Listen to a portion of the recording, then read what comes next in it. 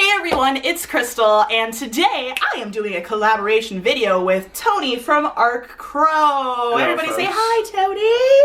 Hi, Tony! So, this is actually the second time that we've shot this video. The first go around was pretty much an hour and a half of us ranting. Say Prince Humperdinck is a barrel-sized man with barrel-sized arms and barrel-sized legs. And walks sideways for some reason. Like a crab.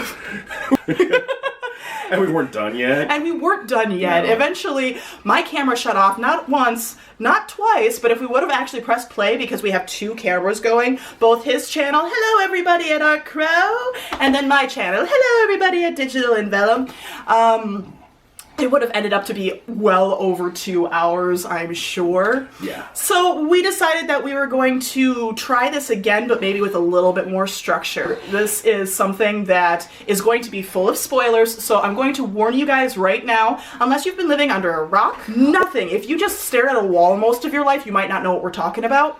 But today, because it's not tonight, we are going... we are going to be talking about The Princess Bride. So let's start off with the digital and vellum half of this whole conversation, and we are going to do a book to movie battle of the media. Which one is going to win? I don't know. Yes, you do. So basically, I forced this guy to read an entire book in 3 days, was it? It's 3 days, yeah. 3 days, and this is actually a pretty hefty book. We're talking close to 500 pages when you include the intros and everything. So, you guys know I can power through this. That's not a problem with me, but I was actually very happy that you were willing to take on this goal and just power through. I don't read as much as I feel like I should, and so when the opportunity presented itself, like, I'm going to make sure I make this happen. And it's a story that, like I said, unless you've been staring at a wall all of your life, you should be familiar with. Yeah. It makes it a little bit easier to try and go through the book when you have an idea of what's already going to be going on in the storyline. However, there are differences, and that's what we're going to cover today. We're going to cover the 5, I'm holding up both hands, but 5 things that were different / similar / shocked us about the movie versus the book storyline. So let's get straight into it. Number 1, let's talk about something that they omitted in the movie that was actually a very important plot line in the book. Oh yeah, the Zoo of Death versus the Zoo of Death. Come on, it's drama. It's amazing. It's the importance of the Prince. It's the Prince's background. It's the Prince's story. Yeah, that's something that was highly omitted in the movie. All of the importance that was placed on in the book of what a hunter he was and the Zoo of Death and why that became a thing in the first place. So literally the Zoo of Death in the book is described as a place where the prince stores all of the biggest, baddest, hardest, fastest, most poisonous animals that he could get his hands on, and it's 5 levels of subterranean zoo, and depending on what he's feeling on that day, he'll go ahead and battle it, fight it, release it so he can catch it, and pretty much show that he's still the biggest badass there is. Yeah, he's kind of a freak. He is. Whereas in the movie, all they talked about was Prince Humperdinck is the greatest hunter, and he can catch a falcon on a cloudy day, that he can find you.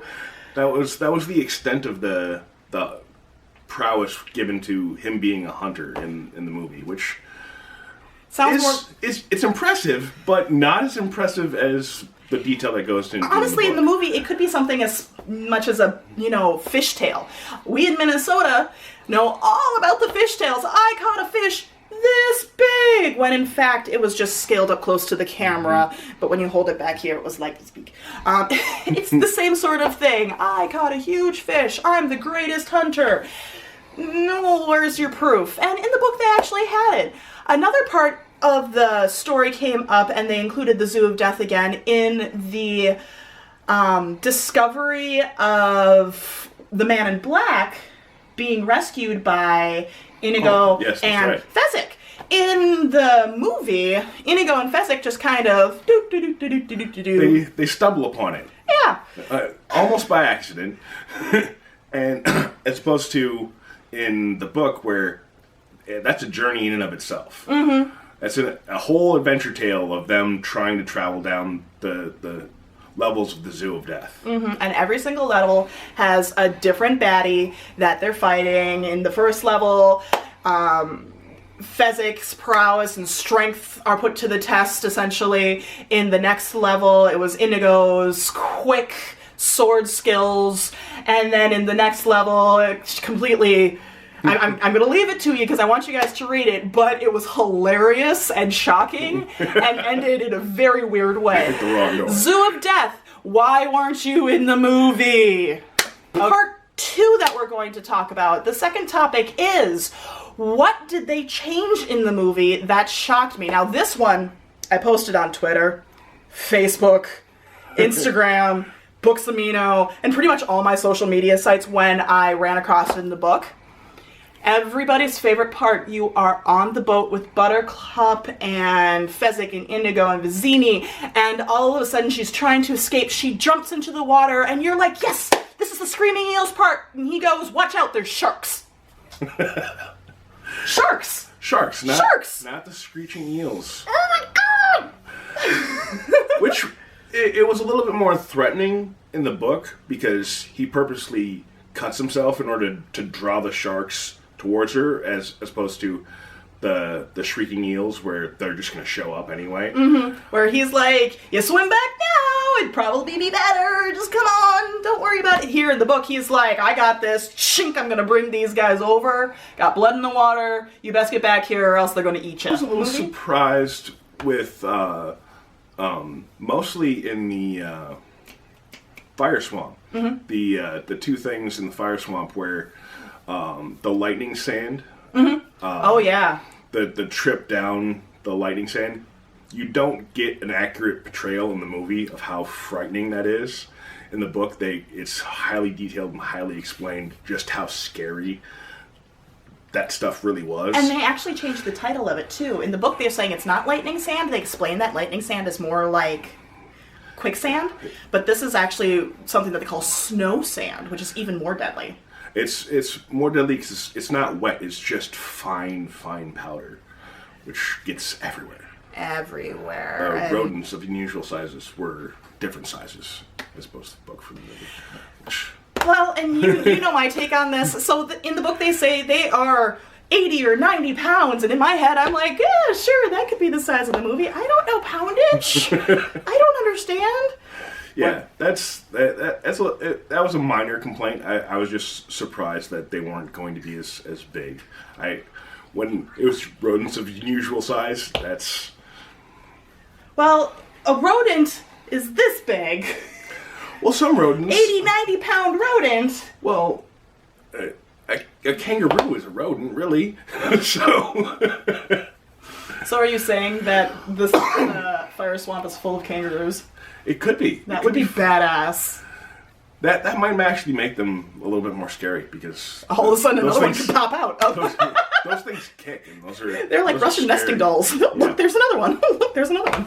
Number 3, what was actually similar in the movie and the book that shocked you? This one to me would be the marriage scene, the actual wedding scene, and everybody's favorite part of the movie, marriage. Marriage is what brings us together today. And in the book, it's actually spelt out like that. Yeah, that was very shocking. That it wasn't a depiction by the actor. Mm-hmm. It wasn't a choice that the actor went with.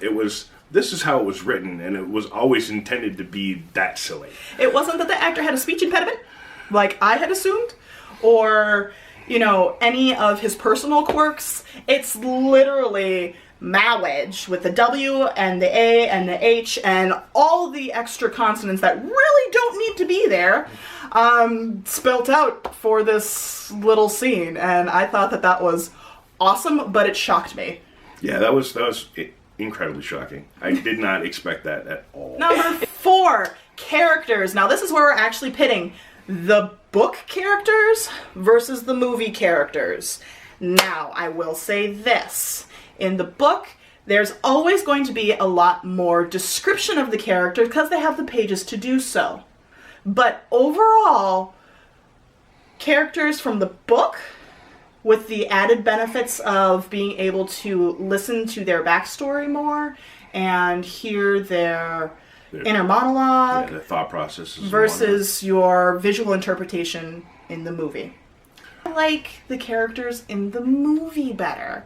And I think it's because for how lighthearted the story is, the characters in the movie portrayed that a lot more. And of course they had like the most amazing cast of actors that you could get. Yes. So you have to just pause and just say how wonderful Andre the Giant was. Oh, he was adorable and just everything I wanted in my little Fezzik. My little Fezzik. If you were going to depict a gentle giant, that's the only person that you would want to have be depicting the gentle giant. You know, Billy Crystal as the medicine man. Kerry Ellis is Westley and his good looks, but he's swift and cunning but quirky. And just the entire cast.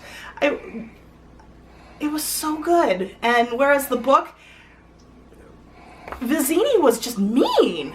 Yeah, he was a lot more mean. He was a lot more mean. I was going to say a little, but he was a lot more He was little, but he was a lot more mean. Yeah. And the prince was a lot more mean-spirited as well, whereas in the movie you could see him, I want to start a war, but I want to do this. This one he's just... You see how... With a little bit of his backstory, you see how petty he is in the book, as opposed to in the movie. You kind of understand him in the movie, but in the book, you're like, no, this guy is a tool, just completely deserving of whatever To the Pain entails. And Buttercup. Honestly, I liked Buttercup better in the movie. In the book, there's the scene where, well, okay, let's just talk real quick, real short, because here again, we ranted for almost an hour and a half. When they got out of the fire swamp, and she was picked up by the prince, here again, she was like, peace! And he's like, What?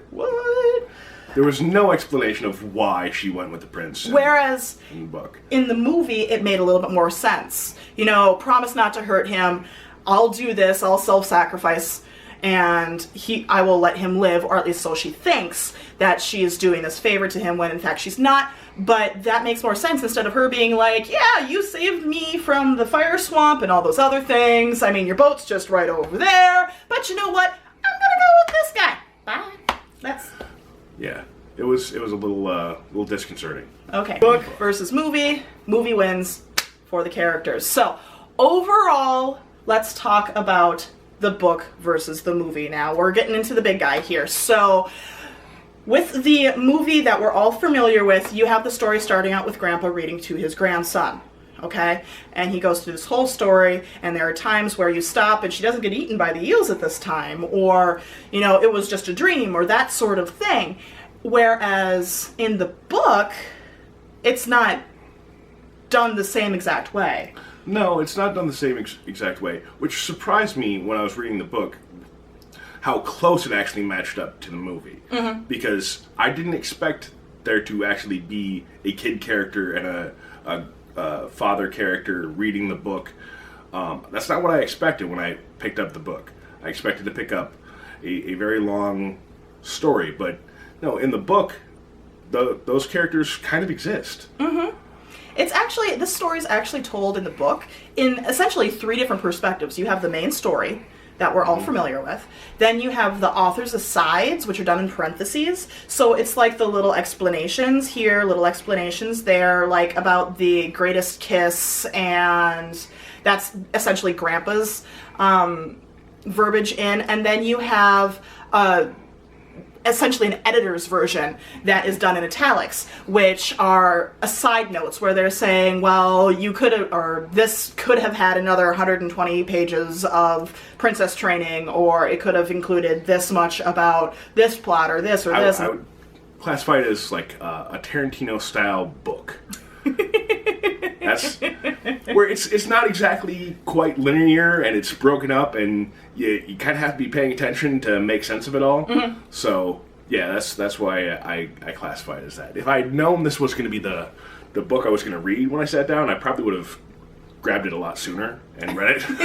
It was a super fun book, and I'm honestly shocked that I haven't picked it up yet. I mean, especially for how much of a diehard I am for the movie. I am very eerily drawn to that movie and scarily have it memorized verbatim.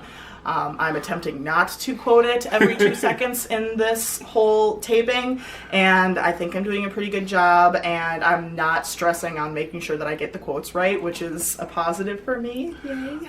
Well, I think part of the reason why you didn't and I didn't is because somewhere we knew that the movie was the better version. It is.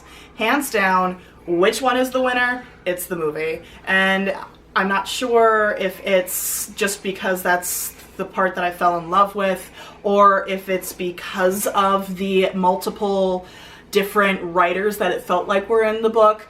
Which, I thought was entertaining, but it was unnecessary. It really was unnecessary. Some of the backstory that they give, because in every single book there's additional backstory, was unnecessary. Yeah. And the character changes, some of them were just way too mind-blowing. I mean, to have Vizzini just be so cruel and harsh threw me off. I did like how the Miracle Max's explanation of his wife/witch was involved. That was fun. Yes. Let's not rant about that though. No. Because we've already done that. We'll go on for another half hour. Exactly. And this camera's already shut off once. But I think you're right. Hands down, movie's my favorite. I'm going to treasure that I have the book in my library now, and I will be grabbing it in the future to read it. But movie has my heart. Movie has my heart. I think it's a superior version. The movie is just superior to the book, and that's not usually the case. It's not. But this time, it is. I think that might have something to do with the fact that William Goldman was the screenwriter for the movie as well. I want to thank you guys so much for watching our collaboration video. Please, please, please, please, please check out Tony's channel, ArcCrow, that's ARCCROW, and see what he's getting into. He does a whole series on heroes, both real life and now he's also including fiction, which is how we're getting into this. So please check out our video with Westley that we're going to be filming right after this. And as always, like our videos, go ahead, comment below, please subscribe to us, follow us on all the digital media sites at either Digital and Vellum or ArcCrow. And as always, we'll see you guys later. Bye guys. Bye. About working all summer just to try to